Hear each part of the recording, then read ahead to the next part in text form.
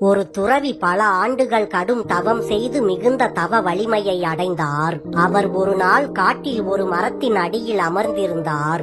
அப்போது அந்த துறவியின் தலை மீது சில சருகுகள் விழுந்தன. உடனே துறவி நிமிர்ந்து மேலே பார்த்தார். அந்த மரத்தின் ஒரு கிளையில் ஒரு காகமும் ஒரு கொக்கும் சண்டையிட்டுக் கொண்டிருந்தன. இதை பார்த்த அந்த துறவிக்கு மிகுந்த கோபம் வந்துவிட்டது. உங்களுக்கு எவ்வளவு திமிர் இருந்தால் என் தலை மீது சருகுகளை போடுவீர்கள் என்று கூறியபடியே அந்த பறவைகளை கோபத்துடன் வெறுத்து பார்த்தார் அந்த துறவி. உடனே தவ வலிமை பெற்றவரான அவரது தலையில் இருந்து ஒரு நெருப்பு மின்னலை போல மேலே எழுந்தது. அந்த நெருப்பு அந்த பறவைகளை சாம்பலாக்கிவிட்டது. அதை பார்த்த அந்த துறவிக்கோ மகிழ்ச்சி தாங்க முடியவில்லை. ஆஹா, என்னுடைய பார்வையாலேயே பறவைகளை எரிக்கும் ஆற்றலை நான் கொண்டிருக்கிறேன் என்று பூரித்து போனார் அந்த துறவி. பிறகு வழக்கம்போல் அவர் உணவு பிச்சை எடுப்பதற்காக அருகில் உள்ள ஊருக்கு சென்றார். அந்த ஊரில் இருந்த ஒரு வீட்டின் வாசலில் நின்று அம்மா, தாயே, பிச்சையிடுங்கள் என்று குரல் கொடுத்தார் அந்த துறவி. உடனே கொஞ்சம் பொறு என்று அந்த வீட்டின் உள்ளே இருந்து ஒரு பெண்ணின் குரல் வந்தது. அதை கேட்ட அந்த துறவி, என் சக்தியை பற்றி தெரியாமல் என்னை காத்திருக்க சொல்கிறாயா என்று தனக்குள் முணுமுணுத்துக் கொண்டார். அப்போது அந்த வீட்டின் உள்ளே இருந்து வெளியே வந்த ஒரு பெண் அந்த துறவியிடம், ஐயா, நீ உன்னை பற்றி பெரியதாக நினைத்துக் கொள்ளாதே. இங்கே இருப்பது காக்கையும் கொக்கும் இல்லை என்று சொன்னாள். அதை கேட்டதும் அந்த துறவி திகைத்து விட்டார். உடனே அந்த துறவி சட்டென்று அந்த பெண்ணின் காலில் விழுந்தார். தாயே, காட்டில் நடந்ததை தாங்கள் எப்படி அறிந்தீர்கள் என்று அந்த பெண்ணிடம் கேட்டார். அதற்கு அந்த பெண் கூறினாள், ஐயா, எனக்கு தங்களைப் போல் யாகமோ தவமோ யோகமோ எதுவும் தெரியாது. அன்றாடம் என் கடமைகளை தவறாமல் செய்து கொண்டிருக்கின்ற சாதாரண பெண் நான். என் கணவர் நோய்வாய்ப்பட்டிருக்கிறார். நான் அவருக்கு பணிவிடை செய்து கொண்டிருந்தேன். அதனால்தான் நான் உன்னை கொஞ்சம் பொறுக்கச் சொன்னேன். நான் என் கடமைகளை எந்நாளும் மனப்பூர்வமாக செய்து வருகிறேன். என்னுடைய திருமணத்திற்கு முன் என் பெற்றோருக்கு நான் என் கடமையை செய்து வந்தேன். இப்போது எனக்கு திருமணம் முடிந்துவிட்டது. எனவே என் கணவருக்கு நான் என் கடமையை செய்து வருகிறேன். நான் செய்யும் யோகமெல்லாம் இதுதான். நான் என் கடமைகளை சரிவர செய்து வந்ததாலே என்னுடைய ஞான கண் திறந்து விட்டது. அதன் மூலம்தான் நான் உங்கள் எண்ணங்களை புரிந்து கொள்ள முடிந்தது. மேலும் காட்டில் நடந்ததையும் நான் அறிந்து கொண்டேன். இதற்கு மேலும் உயர்ந்த ஏதாவது அறிந்து கொள்ள தாங்கள் விரும்பினால் பக்கத்தில் இருக்கும் நகரத்தில் உள்ள சந்தைக்கு செல்லுங்கள். அங்கே ஒரு கசாப்பு கடைக்காரர் இருக்கிறார். அவர் பலவற்றை தங்களுக்கு போதிப்பார் என்றாள் அந்த பெண்.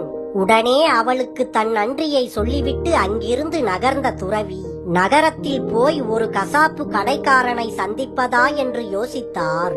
ஆனால் சற்று முன் நடந்த நிகழ்ச்சியால் அவரது ஆணவம் சற்று விலகி இருந்தது. எனவே அந்த பெண் கூறிய நகரத்திற்கு சென்றார் அந்த துறவி. அங்கு இருந்த சந்தையையும் தேடி கண்டுபிடித்து அங்கேயும் அவர் சென்றார். அங்கே பருமனான கசாப்பு கடைக்காரன் ஒருவன் ஒரு பெரிய கத்தியால் இறைச்சியை வெட்டுவதும் அதை விலைபேசி கொடுப்பதுமாக இருந்தான். அதை கண்ட அந்த துறவி, இவனிடமா உயர்ந்த விஷயங்களை நான் கற்றுக்கொள்ள வந்தேன் என்று மனம் நொந்து கொண்டார். அப்போது அந்த கசாப்பு கடைக்காரன் அந்த துறவியை கவனித்து விட்டான். உடனே அந்த கசாப்பு கடைக்காரன் அந்த துறவியிடம், ஓ ஐயனே, அந்த பெண்மணி உங்களை இங்கே அனுப்பி வைத்தார்களா என்று கேட்டான். அதை கேட்ட அந்த துறவி திகைத்து நின்றார். பின் மேலும் அந்த கசாப்பு கடைக்காரன் அந்த துறவியிடம், ஐயா, சிறிது நேரம் அமர்ந்திருங்கள்.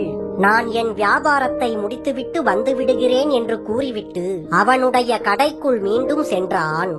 இங்கே என்ன நடக்கப் போகிறதோ என்று நினைத்துக் கொண்டே அந்த துறவி அங்கே அமர்ந்தார். பின் நீண்ட நேரம் கழித்து கசாப்பு கடைக்காரன் தன் வியாபாரத்தை முடித்துக்கொண்டு அந்த துறவியிடம் வந்தான். ஐயா, வாருங்கள், வீட்டிற்கு போகலாம் என்று கூறி அந்த துறவியை தன் வீட்டுக்கு அழைத்து சென்றான் அவன். கசாப்பு கடைக்காரன் தன் வீட்டை அடைந்ததும் துறவிக்கு ஒரு இருக்கையை போட்டு அதில் அவரை அமர வைத்தான். பின் அவரிடம், ஐயா, இங்கேயே இருங்கள், நான் வந்து விடுகிறேன் என்று கூறிவிட்டு வீட்டிற்குள் சென்றான்.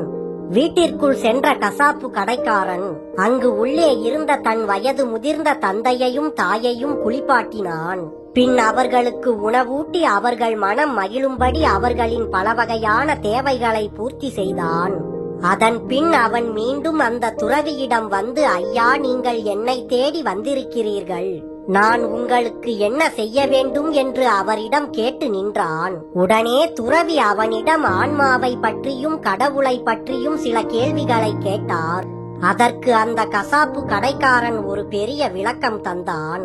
கசாப்பு கடைக்காரன் தனது விளக்கத்தை கூறி முடித்த போது அந்த துறவி திகைத்து போனார். பிறகு அந்த துறவி அவனை பார்த்து கேட்டார், தாங்கள் ஏன் இறைச்சி வெட்டுபவனாக இருக்கிறீர்கள்? உங்கள் ஞானத்திற்கு இந்த தொழில் இழிவானதல்லவா என்றார். இதை கேட்ட கசாப்பு கடைக்காரன் அந்த துறவியை பார்த்து சொன்னான், ஐயா, கடமைகளுக்கு எதுவும் இழிவானதல்ல. என்னுடைய பிறப்பு என்னை இந்த சூழ்நிலையில் வைத்திருக்கிறது. என்னுடைய இளம் வயதில் பரம்பரை தொழிலாக நான் இதை கற்றுக்கொண்டேன். என் உள்ளத்தில் வேறு தொழில் மீது பற்று எதுவும் இல்லை. ஓர் இல்லறத்தானாக என் கடமையை செய்ய நான் முயற்சிக்கிறேன். என் பெற்றோரை மகிழ்விப்பதற்கான சேவைகள் அனைத்தையும் நான் செய்கிறேன். உங்களின் யோகம் எனக்கு தெரியாது. நான் துறவி ஆகவில்லை. என்னிடம் நீங்கள் காணும் அனைத்தும் என் நிலைக்கு உரிய கடமைகளை நான் பற்றில்லாமல் செய்ததால் கிடைத்ததாகும் என்று கூறி முடித்தான் அந்த கசாப்பு கடைக்காரன். இதை கேட்டு வியந்து போன அந்த துறவி அந்த கசாப்பு கடைக்காரனிடம், உன்னுடைய கடமைகளுக்கு நான் தலை வணங்குகிறேன் என்று கூறி அவனை வணங்கிவிட்டு அங்கிருந்து சென்றார்.